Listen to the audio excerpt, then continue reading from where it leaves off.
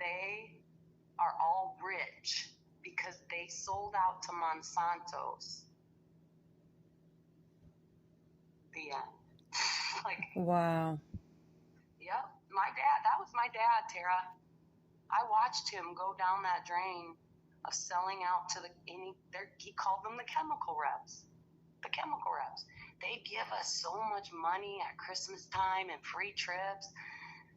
Oh, they gave us so much. And Dad said, well, you can't speak of it because it's like kind of like political. Like they were trying to get him to buy their chemicals, so they gift him to buy his chemicals because he was the fertilizer rep. How can you be the fertilizer manager? How can you be the fertilizer manager while you're selling out to the chemicalers, the chemical reps? You know, like that doesn't those two words don't go hand in hand. One kills and one rejuvenates. It doesn't make sense. So he turned it from a fertilizer manager to a chemical manager. And I moved away to Kansas and was there for like 12 years and came back here, and it was like, oh my God, I don't recognize the fields anymore. You can't walk through them anymore.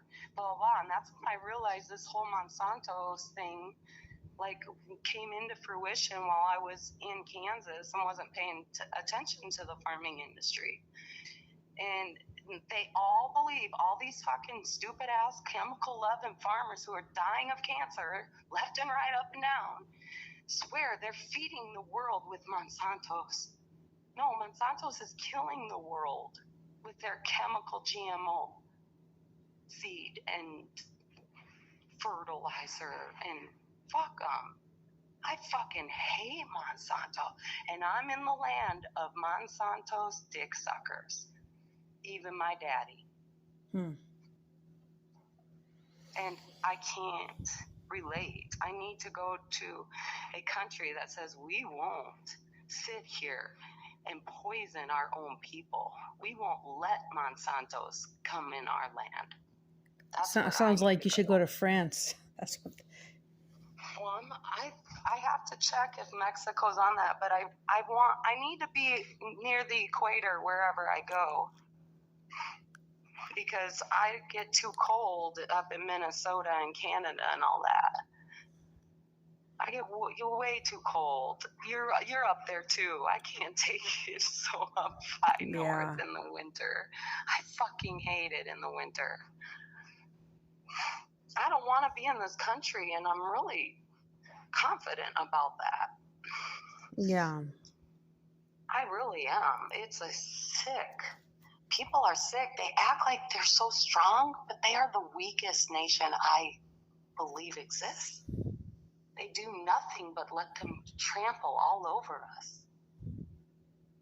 Take our rights, force us to take the jab and the vaccine, force us into this and that, force so much authority, you can't see straight. I can't fucking deal. I want to go disappear in a shack on the beach in a different country that will leave me the fuck alone. Yeah.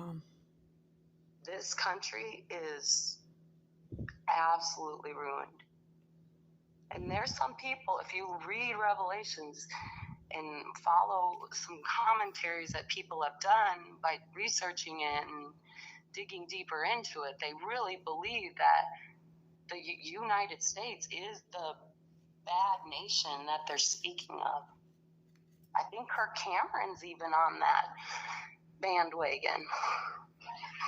I can't remember who it was that I was watching many years ago on somebody looking at, trying to decode Revelations. And they're talking about a nation in there, and people are like, that makes sense that it's the United States. It's North America. But what scares me then is, is Mexico part of it or not? But Canada practically has been accepted as a part of the United States right now already. There's no border issues to go to Canada. Really? There's no border patrol. But you have to have your passport to get to Canada, don't you? I don't know, but I drove right through into Mexico and out, right through. He just looked at my ID, smiled, the biggest smile there, was so happy to have me. But when I left, it was hell. The USA letting me back into the States, and I wasn't even gone a whole 24 hours. I didn't even stay overnight or nothing. I went to the beach, took a nap, and turned back around and came back. And the line I had to wait in to leave, number one. Number two, they stopped me 3 times to do a checkpoint. I'm like, why? They just did it down the road with dogs and everything. Like, I fucking can't. I don't know why we sit here and act like we live in the land of free. Like, that is such, we're just lying to ourselves. We just live in ignorance and lie and say we're the free country. Like, people are just raving idiots to me, and I can't take it. I can't take it. I want to lock myself up away from civilization, and the only people I have anything to do with are the closest that I trust. Okay. And that ain't even my children right now. Yeah. So, but I gotta get my shit straight. My head straight. No, I have to straighten out the mess that everybody else has made in my life, because everything was fine in December and January, even though they were fucking with me since Thanksgiving, throwing some dumbass deer. I mean, it's perfect timing. Every year they do it to me, Tara, that a deer comes flying in front of me at night. I swear to God, there's nothing normal about them deer, and they're just robot deer. I swear to you. I swear to goodness, because I don't see blood or nothing. They just bust up into pieces. This last one did. Now, how the fuck does a deer just, like, its legs just bust off like a robot? I ain't joking. It ain't even funny anymore. Like, I could go on and on. I'm writing a book. That's what I'm going to do. I'm going to go find me a secluded place, and I'm going to expose everybody and everything that I have dealt with, because I don't forget a fucking thing. I don't even forget the moment I met you, Tara, at Yankton. You went straight to Catboy, crying to him on his shoulder. I don't forget a fucking thing. Oh, you mean that one guy that we were hanging out with? With the tattoos all over his face. Catboy. Yeah. You call him Catboy. Okay. Yeah, he was nice. Yeah. Yeah, I continued a friendship with him beyond, but I got locked up, and he went to my job, my work, in an attorney's firm in downtown Sioux Falls. He went looking for me there, but I gotten locked up in the hospital. When we were talking, I was helping him out. I was helping him get on his feet because he had gotten out of prison, and he got a job at Burger King. But I was dating Lance at that time too. And so, because he was bisexual, you remember that? Yeah, I remember he's bisexual. Yeah. Yeah, so I'm not interested in bisexual guys. He did try to give me an awkward hug one time, and I was like, oh, wait, don't misunderstand, because I'm with a man, and I didn't even say, and that's not my thing to mix around with gay or bi people, that's your thing, not mine. And so I think he misunderstood it for a moment there, but I always just saw him as, I don't know, like you, him, and we met eye to eye when we were locked up there. Do you remember we were also we were hanging out with some other people in the grass too, on the... I know, but still, it was you and him that stuck out to me. You know what I'm saying? Yeah. And he was the first one you went running to, and he was all about that, like making people feel comfortable there and making a safe place, like making it normal, just normalizing. Yeah. So anyways, I'm just saying, I was using that as an example. Tara, I remember the moment I saw your face before you spoke to me even, and I saw you there with your head on his shoulder.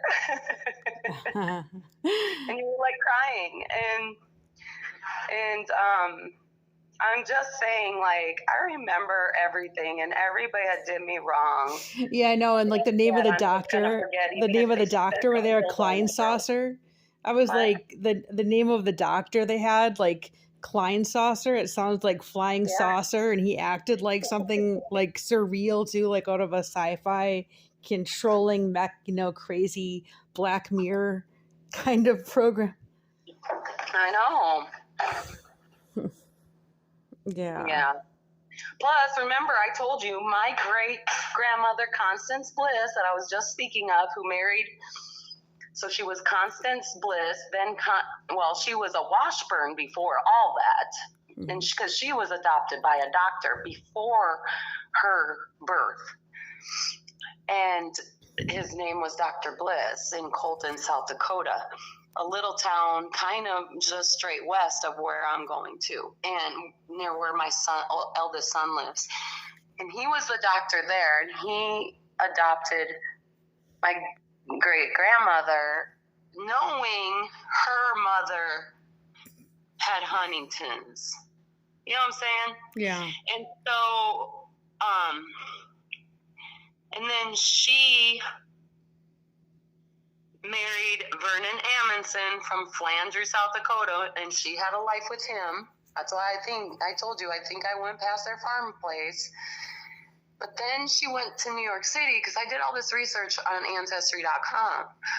That's how I'm finding all my information out.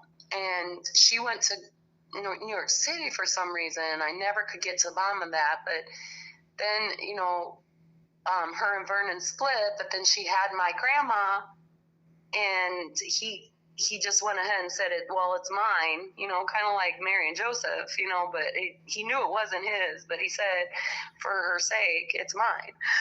And so, and then but they were still split up. They were just friends, like, apparently, is what somebody put in a book.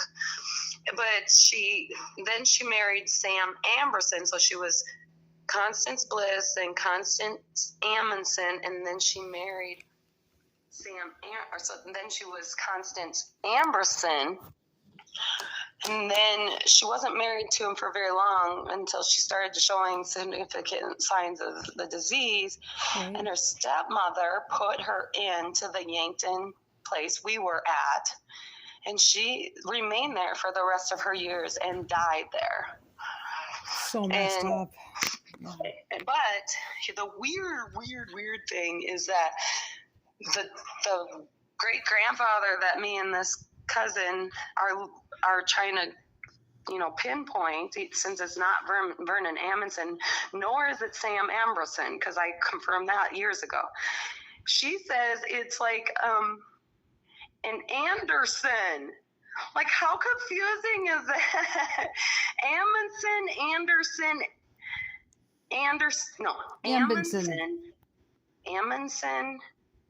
Ambrosen, and Anderson.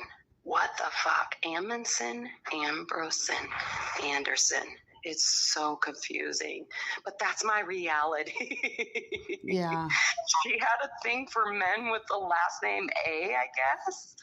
Weird. Wow. Triple A. Mm-hmm. Yeah. Anyways, that was like, yeah, I'm not running away, and for my problems, I'm just going right above them, and I'm going to handle my business that way. I'm not going to run away from my problems. I never intended. I wasn't supposed to be having problems in my life. Everything was fine. My money was good. My plan was good. Everything was perfect till my sister always butts her fucking head into my business when I don't consent or ask for it. And she fucks me over every fucking time. I wasn't even manic, and they tried so hard to say I was and to lock me up, and I wasn't. I wasn't, Tara. And honestly, I never have been this whole time. They go around telling people she's a problem, and then they'll do a well check on me, and they're like, no, she's fine. over and over and over and over. They still insist I must be locked up and forced to take my medication. There's no purpose for it, but that they're uncomfortable with something, even though I have nothing to do with them. What the fuck? What in the fuck? Where are you? No, I'm here. Oh, I thought you hung up. No, I'm like, yeah, it just phone. sounds like no one is like doing these like wellness checks. I mean, if you don't answer the door, how can they like talk to you? I'm just saying, everywhere Yeah. I've gone on this trip I've been on, this journey, I mean, I can't count to you how many times I've had what they call a wellness check, or they put me in the hospital and they try to admit me. Even one time in Jackson, Mississippi, I tried to admit myself twice into a mental facility and they wouldn't let me. Oh. But then my Iowa family believes I must be, and they're all on board with it here. They're like, oh yeah, we'll take her, we'll lock her up. And Why would you want to be locked up in Mississippi? Because I was trying to give up. I was so sick of it. I hated everything, this stupid mission, I guess, of God's I'm on or whatever. I said, fuck it, fuck y'all. And I tried to give up. And I even ran in front of vehicles, like, call the police. I'm a problem. I'm a crazy woman running the street just to purposely look crazy. Well, that must have looked like normal there because they didn't want to put you in a psych ward. So. Oh no! Like I said, I had an ambulance brought me. They're like, "Are you sure about this here, guy?" I said, "Yes. I'm just done. I'm hungry. I'm sick of this. Just put me on medication. Put me in the mental institution. Then at least I don't have to worry about food." And they wouldn't. I sat there at St. Dominic's. They put me in like a holding cell at the regular hospital. This wasn't a mental facility. This was a regular hospital. And they literally had like a prison holding cell room and actually fed me prison food. And I had to beg for my prison bologna sandwich, which is so fucked up because when I went to Avera, like, yeah, Yankton's food wasn't very good, but that was because of the unit we were in, Tara. Other units get way better food at the Yankton mental state. Really? Penitentiary. Oh, yes. They have different units, and those units get fed and treated better. Why were we low key then? Why were we like in the low ward? Because I'm not going to get into it.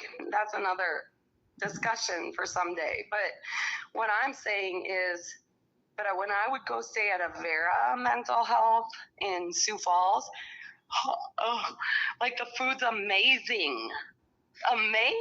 Like you actually have a menu of like a few things you could choose from and you could customize, and it's super healthy, and you get snack breaks where you could have a whole Coca-Cola and chill. It was actually like living large at Avera. And so I thought that I'd get that same treatment at whatever facility they brought me to in Mississippi, but no, they treated me like a criminal, like I was in jail in a holding cell, and they'd make me sit there for hours and hours, so I'd just sit there and sleep. What else was I supposed to fucking do? They weren't bringing me food. They weren't talking to me. They just were holding me there. So fuck you, I'll just go to sleep.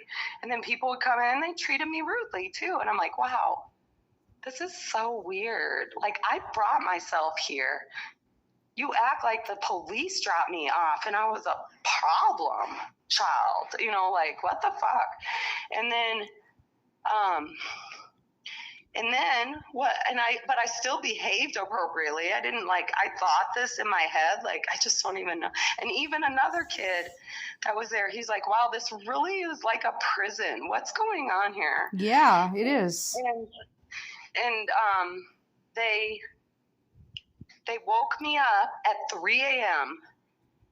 and said, well, there's no room at the mental facility, and we're not going to give you any medication. Here's some paperwork, and you can go do this and that tomorrow, but you have to leave now. I'm like, what are you talking about? It's 3 o'clock in the morning. You're kicking me out of a hospital at 3 o'clock in the morning? Yeah, leave. And I was walking out. I was like, wait, like these security officers making me leave. I'm like, what? What about my stuff? Oh my God, you guys are kicking me on the street and you're keeping my personal belongings too. Oh, we didn't realize. Oh, dumb bitch. Oh, we didn't know you had stuff. Wow. So I know my brain working better than the staff, mind you. That's a receipt. My brain works better than the staffing there. So, yeah, they wouldn't admit me, but they treated me like a piece of trash. Who wakes someone up in a regular hospital? This was not a mental facility. It was a regular hospital. I was in the emergency room, and other people were in there for other ailments. And for them to wake me up at 3 a.m., kick me out on the street, and then try to keep my personal belongings. I had to ask for them. And like I said, because even the EMT driver's like, oh, they'll feed you. You'll be fine. You'll get your meal and they'll check you out and blah, blah. No, I had to beg. And they started treating me poorly for asking multiple times, hey, where's that sandwich that this person said they'd bring me? Oh, man, that stupid bitches are lucky I didn't punch them in the face. You know, like, but I sit there and I take that treatment from these people and letting them think they fucking cute. And then when they put me out, and it was black people that did it, was putting me out on the street. It was 2 black guys. Oh, they don't get to be cute with me. Like, I am pissed. And I said, wait. And they gave me my bag. I was like, wait, so that's it. What am I supposed to do? You just have to leave. Are you fucking, I threw them papers and my reading glasses across that fucking lobby, grabbed my bag and went out the door. And I said, why is it so fucking heavy? And I looked and they threw in a blanket and sheet. Like they were fucking cute about kicking me out on the street. Oh, those motherfucking niggers. Oh, so fucking pissed. I took that shit out of there. I tore apart the whole fucking bag and threw them sheets on the ground. You fucking pieces of shit. Throwing me on the street from a hospital at 3 a.m. Go fend for yourself. You fucking... That's when I lost my shit. But they'd already told me to leave. Yeah. They wouldn't lock me up. Even when I behaved that way, they still wouldn't lock me up. Was that in Missouri? Was that what you're saying? Mississippi, Jackson, Mississippi. And then the sheriffs would pretend to be on my side because everywhere I went was security, Tara. If I went to a Walmart, a Staples, a Pilot travel station, even across the street at the other one, like every place had security officers and straight up sheriffs saying, oh, we do this. We provide protection for the late night workers. You fucking lying sacks of shit. Oh, you're welcome to stay here. And then the next night, they don't want you anywhere on the property. Get the fuck out of here. I mean, literally sheriffs talking to me this way. Yeah. Multiple of them. What were you doing in Mississippi, though? Like, you had friends there? That's what I'm saying, that asshole in Memphis, Tennessee, who reminds me of Lance Hill, just like this Kendrick Lamar that pissed me off here. He makes my fucking blood boil and I lose my shit because I can't fucking stand him sneaking his nose into my business again when I assuredly kicked him out of my life and did not ask for him back in it. And he then... So this guy, okay, I went to Memphis and I was heading to my uncle's house in Clarksville, Tennessee. That's why I went from Minnesota in the cities and I came south to the interstate, went through Wisconsin, went south to go to Chicago, through Illinois, to go all the way down to Memphis, Tennessee. And then all I had to do was go straight east to my uncle in Clarksville because I felt like that was a safe place for me to go. Excuse me. And then I started running out of fuel in Memphis, and so I parked my car at a BP gas station and slept because it was late, and so I slept I always slept in my car. And so I slept in my car, and in the morning I wake up and somebody's opening my back trunk. And I look back, I'm like, hey, what's up? And he's like, oh, I didn't know anybody was in here. And he was like a black kid in his 20s or something. And his name was Kale, which was weird because that's my son's name is Mikhail. And he's like, hey, what's up then? Can I just hang out? I'm like, sure. But then all of a sudden this other dude kind of comes trailing along with him. In the end, he said he wasn't with him, but I'm like, then why did you just come make yourself comfortable getting in my car with him? But he was the guy who ended up sticking around with me, driving my car around, selling my possessions, stealing my iPhone. I mean, down to wearing my slippers and my fucking Hollister winter coat. Like taking my shit. And then he took my iPhone and changed all my passwords. But it got to the point, like I kind of let him for a little while, but I keep saying, where's this and where's that? Oh, it's in here. It's in there.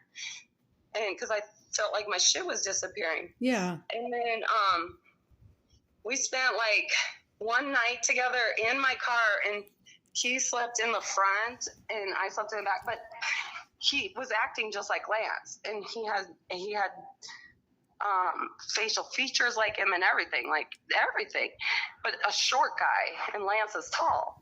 And he would never, like, he'd tell me his name was this and then it was that, whatever. But then it got to the point where he pissed me off so bad this one night, like he wouldn't listen to me. I kept saying, I have an agenda and I have a plan. And he would keep saying he's on my page, and he'd do something completely different. And it constantly went on like that. Finally, I just said, that's it. Get up. And he got out of my car to do something, because he kept stopping at these houses and stuff. And then I jumped in my driver's seat and drove the fuck off and left him standing there. Went and found some place to sleep, but it was only a few blocks away, so he could have followed me and walked and found me to speak to me, but he didn't. And I woke up the next morning and just drove south. For some reason, I didn't even want to go eat. Oh, because I was headed to the Gulf of Mexico. I didn't even want to fuck with my uncle at that point. See, that's the thing. When he upsets me like that, that's when I don't even think straight. Who's he, though? What? Who's the he who upset you? The kid, right? What I'm saying is my ex, Lance Hill, from Virginia Beach. Mm-hmm. That's who this guy act like. Same as this Kendrick Lamar, and why my axle busted out now, okay? Yeah. Yeah, he started, I don't even really know what Kendrick Lamar looks like, but, and I don't know his music, nothing. And he starts talking to me like I'm his fan. I'm like, no, I really don't know who you are. But then the things he's like, I could show you the messages between us, and show you that he started getting very personal, almost like he was Lance Hill. Like, I was like, wow, I'm literally talking to Lance Hill. And I can't even call him my ex, because he never claimed me as his girlfriend. He was a straight up narcissist that hangs you by a thread and reels you in as bait if he wants to. Like, sick motherfucker. I'm sure I've complained to you about Lance Hill in Virginia Beach and me going there and all that. But you've always said you like him. You always say, Lance, you really, like, he's like your affinity. No. I had to literally go through my own personal therapy to figure out what the fuck he did to me. He sucked the life out of me. He ruined me. And that's what I realized and found through my research. He's a fucking narcissist that will suck the life out of a woman. And then I found so many women out there.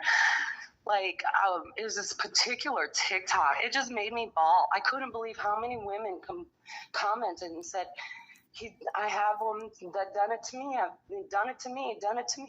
And they do. They see you as a bright light, and they see you as their perfect prey. They idolize you, and they put you on a pedestal, right? No, they don't even do that very well. Okay, well, like, they gift you with things, and they show like they love bomb you. Not even that. Not even that. It's like they use their charm and skill to make you think they do, because you can't even compare it to a pimp. Like, a pimp actually does take care of his women and gets them whatever they want if they pimp themselves out for them. Like, a pimp isn't even the same as what a narcissist literally makes you feel like nothing. Yeah. I guess maybe you haven't. There's women out there I've that had know narcissists. exactly what I'm talking about and have been completely, absolutely, obliterated, destroyed by these men. Destroyed. I had a friend named Candy, and I had to serve her paper. Oh no, I was trying to serve her ex-husband papers at this address she lived at, and she said, "Oh, he's dead." And I'm like, "Oh, I'm so sorry." She's like, "Oh no, it's a good thing." And we sat there and talked forever, and I was like, "Oh my God, I went through the same thing, Candy." She's like, he just, it was awful. You're gonna have to, if you haven't experienced it, you're gonna have to research it. And so what I'm saying is, like, I think I've always felt like I need to get this man back for when he stole from me. And so whenever I feel him creeping in my life, like, sometimes I'll just slap him in the face. Like, even in December, or no, well, even months before that, he messaged me, wanted me to be his dog sitter, babysit my dog, my German Shepherd.